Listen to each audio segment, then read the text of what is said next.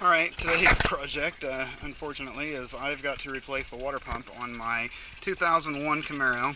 First thing you want to do is remove the radiator cap after the engine's cooled off, and then turn out the drain cock down here at the very bottom.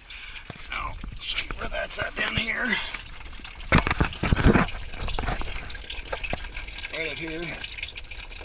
I'm draining it into my pan so I can reuse the radiator for fluid, the coolant, because there's nothing wrong with it. I just had replaced it and everything after I did some other repairs on this. It's going to be a pretty straightforward thing. I'm going to loosen these 10, I believe they're 10 millimeter, or they may be 8 millimeter bolts for the pump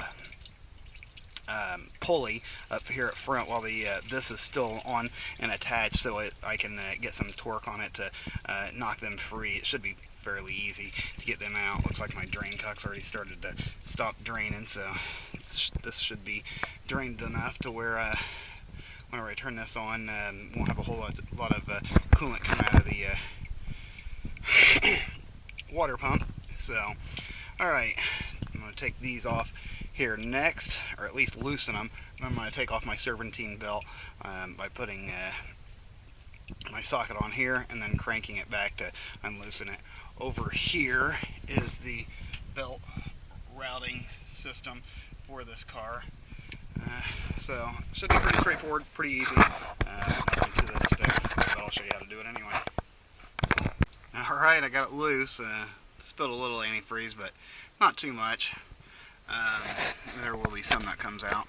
Now there's 4 10 millimeter bolts that look like, well, let's see, 4 of them that look like this right here, and there's one here, one here, one here, and then there's one all the way at the bottom, so don't forget that one. That one there can kind of trip me up. I couldn't get it off there for a second, and then I had to look around, feel around to find that other 10 millimeter bolt down there at the bottom, and then there's 4 13 millimeter bolts that hold it on. 1, 2, and then over here, 3 and 4 right there. So, next I'm going to pull this thing off here, go get my new one, kind of scrape up the surface area to get it to work out right and everything. Problem I was having with this one is the weep hole was leaking. That happens sometimes. These things go bad. Weep hole starts to go out, and you got to replace them. Well, it's obviously the original one. This thing's got 190,000 miles on it, so I reckon it is probably time to replace it. So, let's get it off there. Alright, well, what turned out to be a bad weep hole, as you can see there's a little water down there, also turned out to be a pretty bad water pump too. It was flowing through there, but just not that much. Wow, this thing definitely needs replaced. Well, AutoZone's got one for less than $30 and everything to get it all put back on there. Should be a fairly simple fix.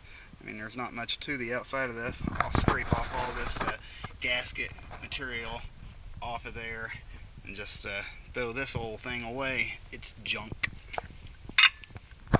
Let you see all the holes again. 1, 2, 3, 4 13 millimeter bolts, and then 1, 2, 3, 4 10 millimeter bolts, and the ones up front are 8 millimeters, and leave the serpentine belt on to kind of torque them things off there. They don't have to be super tight either. Whenever they go back on there, it's just a pulley, so just enough to snug it up and everything.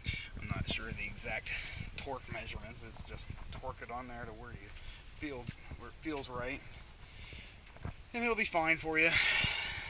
Put a little gasket sealant, like RTV sealant, between the gasket and the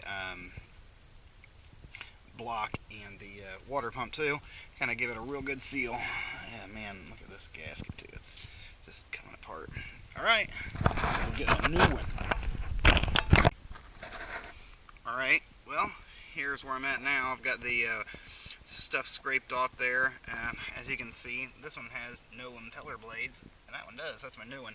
I've got silicone around the gasket to make a good seal. I also put silicone around the threads of these bolts on these long ones, the 13 millimeter ones, so that, because they go into water passages and everything, and you want to make sure they got a good seal. So you put a little bit of silicone on the end of those. These top ones don't go into water jacket, so they're not so important.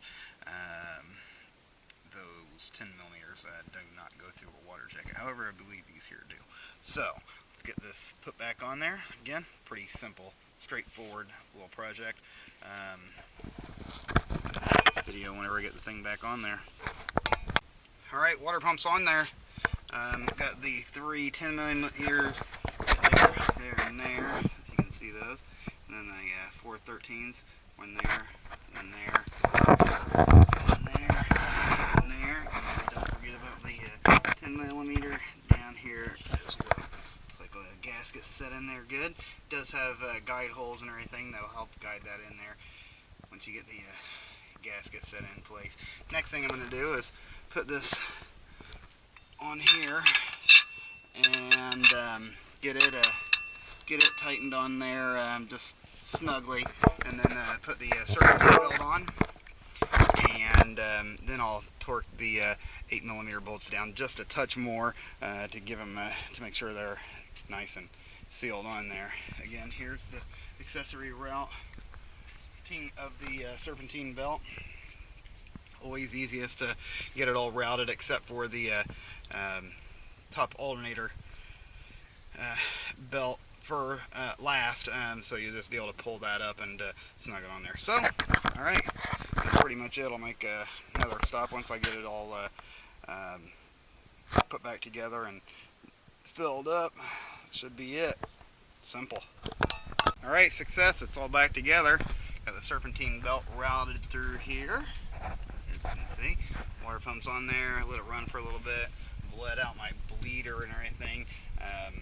Left the pressure off of that, and then just top that the radiator off there. I'm going to let it set for just a second, and then bleed out the bleeder, or open up the bleeder again, and then fill it up one more time, and that'll be that. So, if you got any questions, comments, or whatever, leave me a message in the comment section down below, and I will help you get your car back together.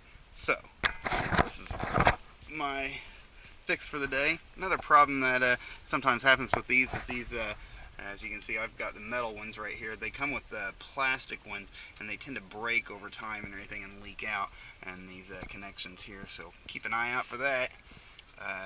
There's one here, and then there's another one that's like tucked back inside there too, which is kind of hard to get to. But check out my YouTube channel for that fix on how to fix overheating issues on these 3800s and the Camaros and all that. So, alright, looks like we've got a winner chicken dinner. Take care. Questions below.